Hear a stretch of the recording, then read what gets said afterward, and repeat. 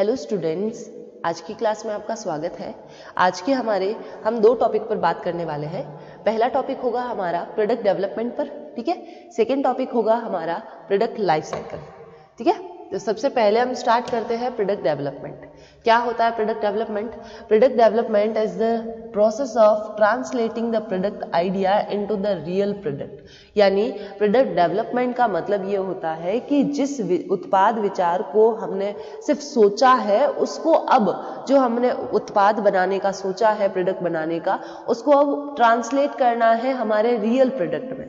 The object of this process is to determine whether the declining product are to be modified or they are to be eliminating.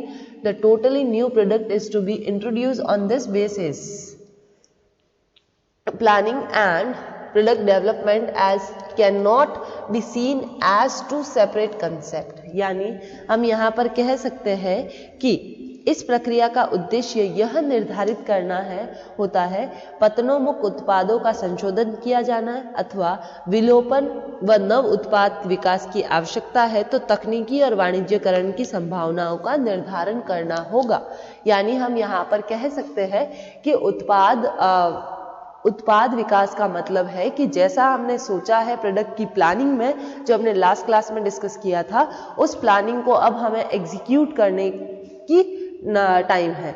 उस planning को जब हम execute करेंगे तो कुछ ऐसे प्रोडक्ट्स होंगे जिनको हमें मॉडिफाई करना होगा, कुछ ऐसे होंगे जिनको हमें हटाना होगा हमारे प्रोडक्ट में, और कुछ ऐसी प्रोडक्ट लाइन होगी जिसमें हमें नए प्रोडक्ट को ऐड करना होगा। क्लियर है? तो in simple words, product development refers to the process through which it can be determine whether a new product is technically feasible and worth commercialising or not. Different, ठीक है। यहाँ पर हमारा इस आधार पर साधारण शब्दों में कह सकते हैं कि उत्पाद विकास से आशय उस प्रक्रिया से है जिसके द्वारा ये ज्ञात किया जाता है कि उत्पाद विचार को तकनीकी तथा वाणिज्यकरण के आधार पर विकसित किया जा सकता है या नहीं। क्लियर है? अब देख लेते हैं इसकी। देखिए डेफिनेशन दे रखी है। डेफिनेशन है अकॉर्डिंग टू विलियम जे स्टेनन। इन्होंने क्या कहा है? Product development is encompasses the technical activity of the product research, engineering and the design.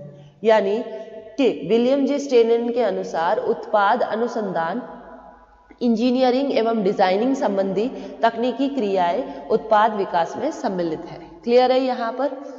Second है आपकी कॉटलर की। कॉटलर और आर्मस्ट्रॉन्ग ने क्या कहा है? Product development is a strategy for company growth by offering modified or new product to current market segmentation. यानी कि यहाँ पर कॉटलर और आर्मस्ट्रॉन्ग के अनुसार उत्पाद विकास वर्तमान बाजार खंडों में संशोधित अथवा नए उत्पादों के प्रस्ताव द्वारा कंपनी के विकास की व्यूहरचना है। इन शॉर्ट हम ये कह सकते हैं कि उत्पाद विकास से आशय उस प्रक्रिया से है जिसके द्वारा उत्पाद रेखा में नए उत्पाद जोड़ने, यानी हमारी जो उत्पाद रेखा है, प्रोडक्ट जो लाइन होती है, ठीक है, प्रोडक्ट लाइन में हम क्या करते हैं?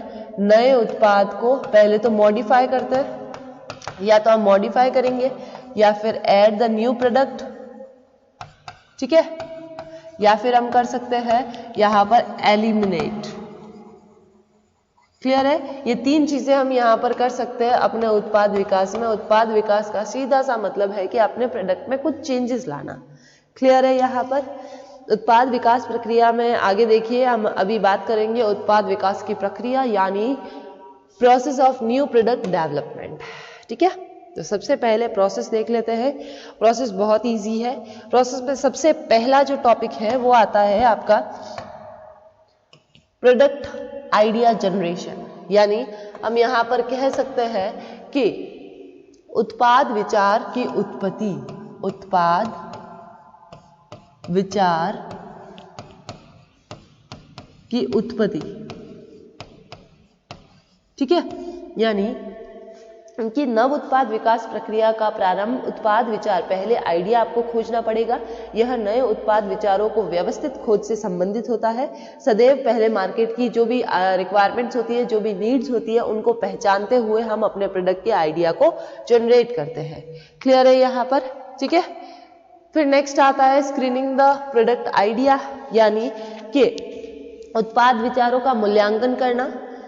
जब उत्पाद विचारों की उत्पत्ति का उद्देश्य अनेक उत्पाद विचारों के सर्जन से है, जब इस चरण का उद्देश्य उन विचारों की स्वीकृति हेतु इनमें कमी करना है, यानी कि हम ये कह सकते हैं कि उत्पाद विचारों को हटाकर केवल कार्य योग्य उत्पाद को ही हम रखेंगे। इन शॉर्ट हम ये कह सकते हैं कि हमारे प्रोडक्ट आइडिया को लेकर हमारे पास बहुत सारे ऑप्शंस हैं। उन ऑप्शंस में से हम क्या करते हैं, स्क्रीनिंग करते हैं, यानी मूल्यांकन करते हैं। किसी एक जो बेहतर और बेस्ट होता है, हम उस एक का चयन करके हम अपने प्रोडक्ट को जनरेट करने के बारे में सोचते हैं। क्लियर है? सेकेंड भी। थर्ड आता है हमारा concept development and the testing. Concept development क्या होता है, यानी कि अवधारणा का विकास और जांच। यहां लिख देती हूं, अवधारणा का विकास और जांच।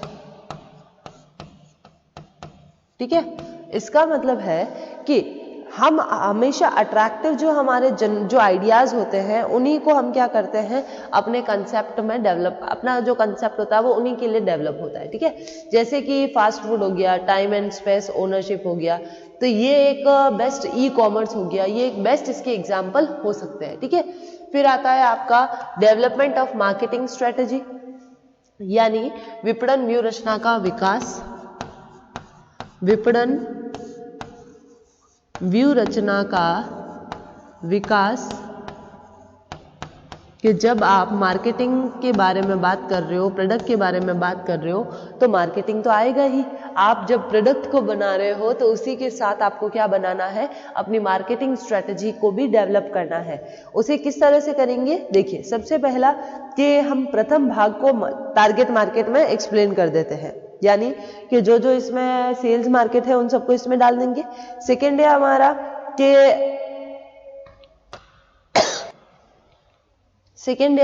विपणन व्यूह रचना का दूसरा भाग उत्पाद की विनियोजित कीमत से और वितरण से, यानी चैनल ऑफ डिस्ट्रीब्यूशन हो गया, प्राइस हो गया, बजटिंग हो गया इनका। फिर तीसरा है कि दीर्घकालीन, यानी आप जो लॉन्ग टर्म आपके जो गोल्स है, जो प्रॉफिट है, जो सेलिंग क्राइटेरिया, उनको डाल सकते हो। ठीक है, तो इस तरह से आपको क्या करनी है, मार्केटिंग स्ट्रेटेजी बनानी है। फिर आता है आपका बिजनेस एनालिसिस। बिजनेस एनालिसिस यानी व्यावसायिक विश्लेषण। ठीक है, व्यावसायिक विश्लेषण का मतलब होता है कि एक बार जब अपने मैनेजमेंट प्रोडक्ट कंसेप्ट और मार्केटिंग स्ट्रेटेजी को एक्सेप्ट कर लेता है, तो उस प्रोडक्ट को इंट्रोड्यूस करने के लिए इवैल्यूएशन किया जाता है, तो वो इवैल्यूएशन ही हमारा बिजनेस एनालिसिस है। क्लियर है यहाँ पर बात? फिर बात करते हैं प्रोडक्ट डेवलपमेंट की। प्रोडक्ट डेवलपमेंट यानी हमारा उत्पाद विकास। ठीक है, उत्पाद विकास। ठीक है, यदि उत्पाद अवधारणा व्यावसायिक विश्लेषण में खरी उतरती है, यानी हमारा जो कंसेप्ट डेवलपमेंट है वो अगर मार्केटिंग स्ट्रेटेजी की डेवलपमेंट को सुधारता है, और अगर हमारी मार्केटिंग जो स्ट्रेटेजी है वो हमारे बिजनेस एनालिसिस में सही से फिट बैठती है, तो हम अपने उत्पाद का विकास करते हैं। ठीक है, हम अपने उत्पाद को प्रोड्यूस करते हैं और फिर करते हैं हम अपनी टेस्ट मार्केटिंग। टेस्ट मार्केटिंग का मतलब होता है कि आप अपने जो भी आपके टेस्टिंग होती है, आप कुछ मार्केट में से कुछ चुनिंदा एरिया चुनकर आप क्या कर सकते हो, मार्केटिंग का कंडक्ट करवा सकते हो। इसको हमने 3 भाग में बांटा है। ठीक है, पहला टेस्ट मार्केटिंग है आपका standard test marketing, standard test marketing.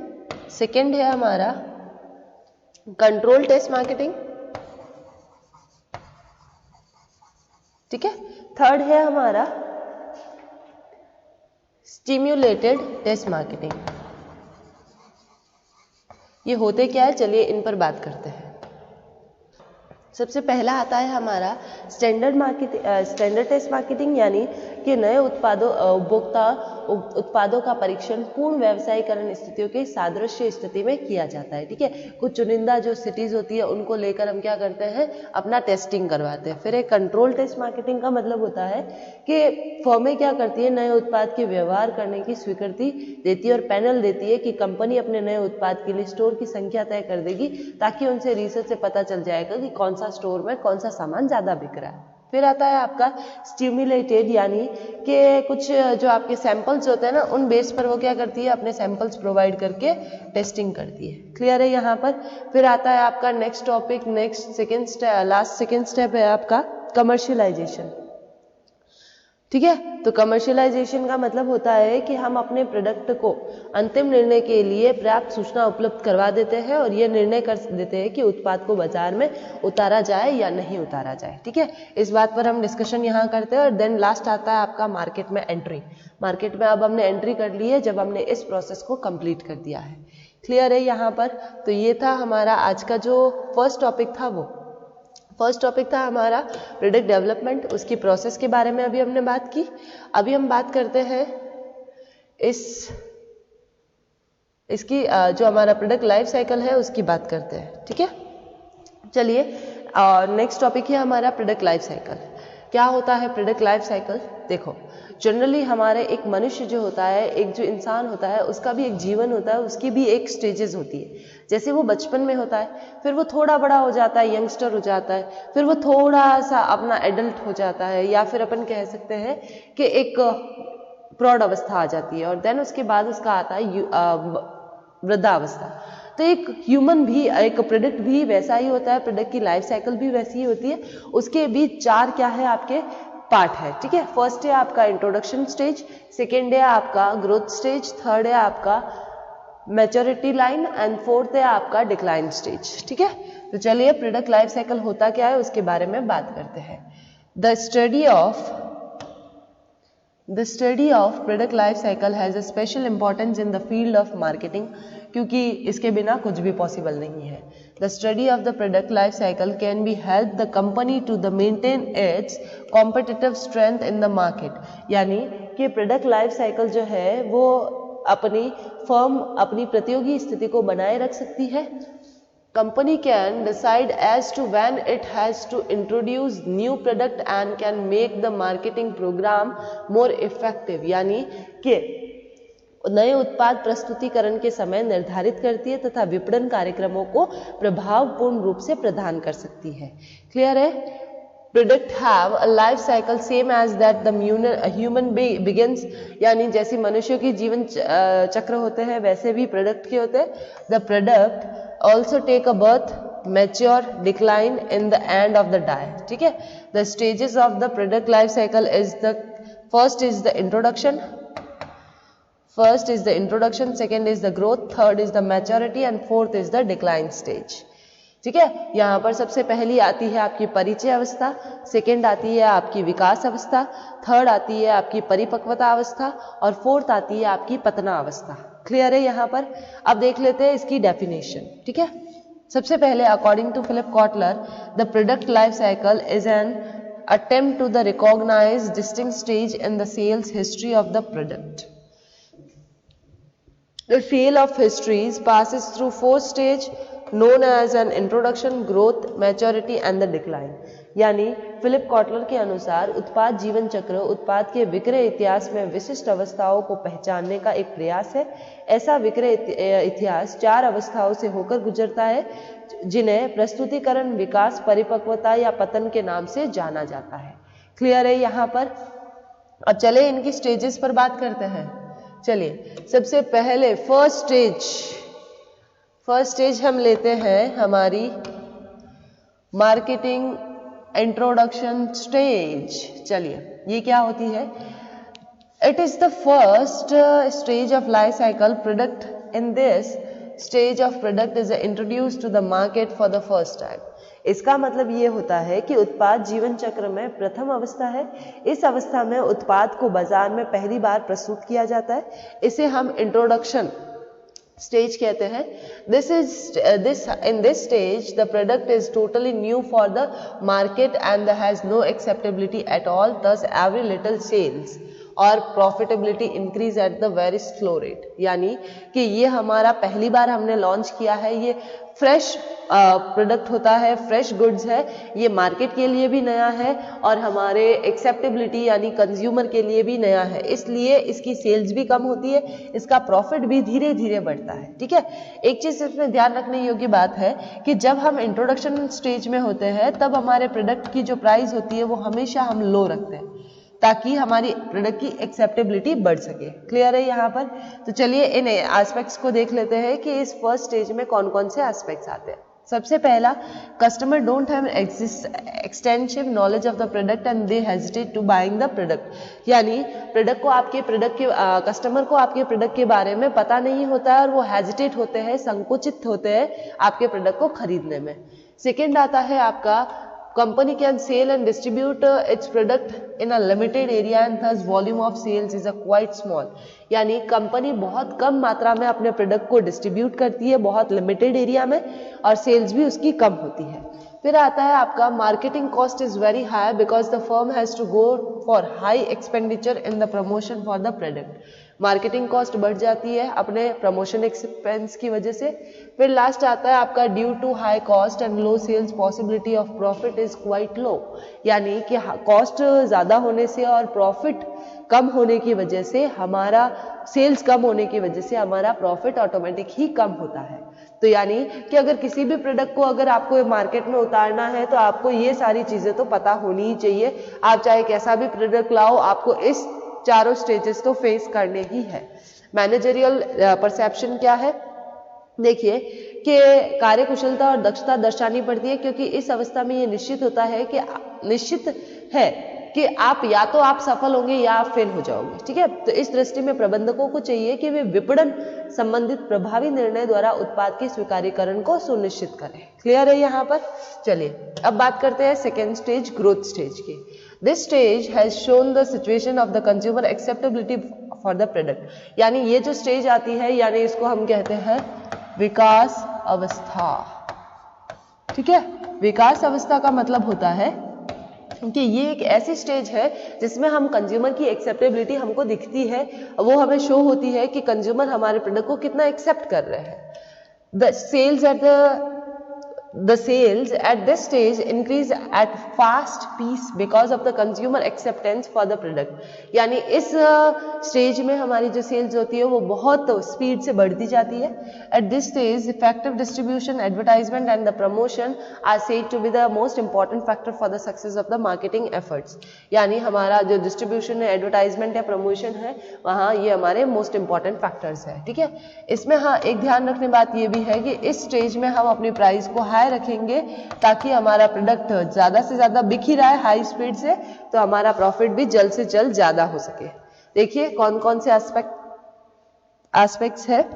सबसे पहला हमारा एस्पेक्ट है, product gets better acceptance from consumer. ठीक है, यानी कि कंज्यूमर जो होते हैं वो हमारे प्रोडक्ट को एक्सेप्ट कर लेते हैं। फिर है, dealing in the product increase at the fast pace. यानी फटाफट सेल होती है जल्दी जल्दी। Increase the profit and more possibility in the market opportunity attract new competitors to the market. यानी हमारे प्रॉफिट को बढ़ाती है और नई नई पॉसिबिलिटीज लाती है अपॉर्चुनिटीज की। फिर आता है, volume of profit increase in spite of increase competition. बढ़ते हुए कंपटीशन में भी हम अपने प्रॉफिट को इंक्रीज कर सकते हैं। क्लियर है? इसका मैनेजरियल परसेप्शन है। मैनेजरियल परसेप्शन में ये कहा गया है कि इस स्टेज में आपको क्वालिटी और नई नई मेरिट्स पर ध्यान देना चाहिए, क्योंकि आपका प्रोडक्ट तो बिक रहा है और प्रोडक्ट की डिमांड कब बिकेगी, कब बढ़ेगी, जब हमारे प्रोडक्ट की क्वालिटी अच्छी होगी। क्लियर है यहाँ पर? फिर थर्ड आता है आपका मार्केट मैच्योरिटी स्टेज, यानी परिपक्वता।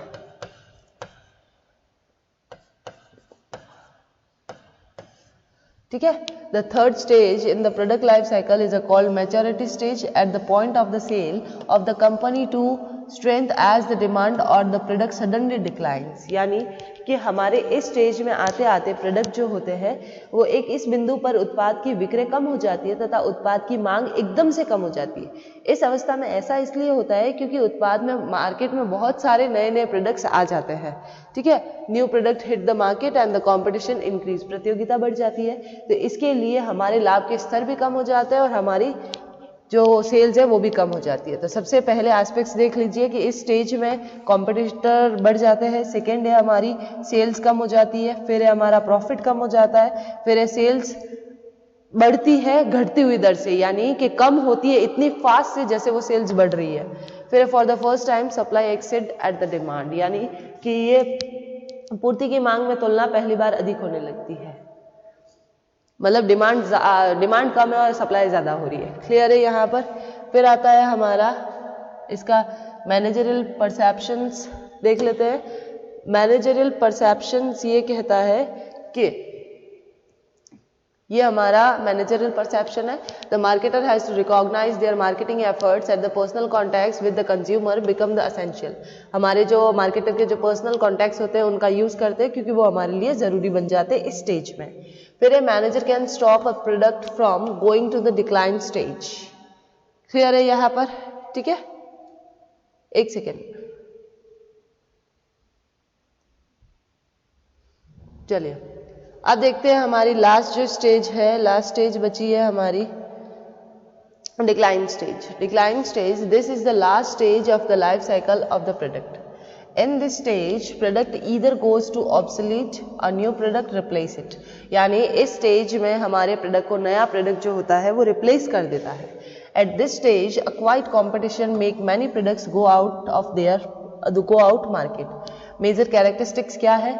सबसे पहला, ये बंद हो जाता है, यानी खत्म, ऑब्सोलेंस में चला जाता है, अप्रचलन हो जाता है हमारा प्रोडक्ट। जैसे एग्जाम्पल, डिब्बे वाला टीवी या फिर जो कंप्यूटर का मॉनिटर वाला आता था स्क्रीन, वो आजकल हमें देखने को नहीं मिलता है क्योंकि वो अप्रचलित हो चुके हैं। सेकेंड है the product remain confined to the limited market area, limited हो जाता है। Price competition become major tool for the competition. And फिर आता है आपका the advertisement and promotional cost बढ़ जाती है, फिर है most of the manufacturer are the encourage go to the new product. बहुत सारे जिनके ऐसे प्रोडक्ट डिक्लाइन में चले जाते हैं वो नए प्रोडक्ट बनाने के लिए तत्पर हो जाते हैं। क्लियर है? तो ये हमारी चारों स्टेजेस थी। तो आज का जो हमारा टॉपिक था प्रोडक्ट डेवलपमेंट और प्रोडक्ट लाइफ साइकिल, वो यही खत्म होता है। तो इसी के साथ हम आज की क्लास भी खत्म करते हैं। Thank you.